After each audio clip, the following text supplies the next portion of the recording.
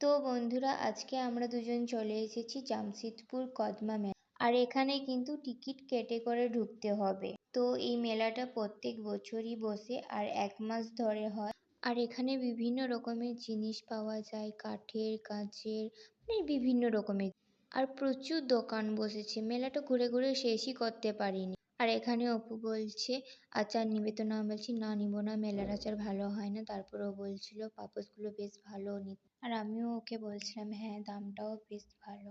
আসলে এই মেলাটায় এত পরিমাণে দাম না, যে কোনো জিনিসই দাম। আমাদের ওখানে মানে বেঙ্গলে যেটা 40 টাকা, আর এখানে হচ্ছে 60 টাকা, মানে ঝাড়খণ্ডে আর কি। তো এত পরিমাণের দাম, আমি দাম শুনে করার কোনো কিছুই নিই না।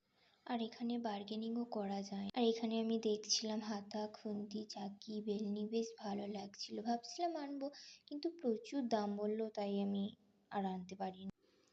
আর এদিকে দেখো বাচ্চাদের কত খেলনা। মেলাটা ঘুরে ঘুরে দেখছিলাম, বেশ ভালোই লাগছিল। কত নতুন নতুন জিনিস দেখলাম। আর এখানে দেখো কত চাবির লকেট, মানে এই দোকানটায় শুধু লকেট আর লকেট।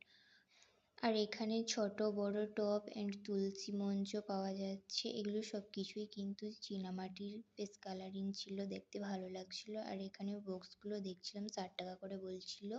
আর এটা কি সুন্দর একটা মন্দির, দেখো এটা কি মন্দির আমি জানি না কিন্তু।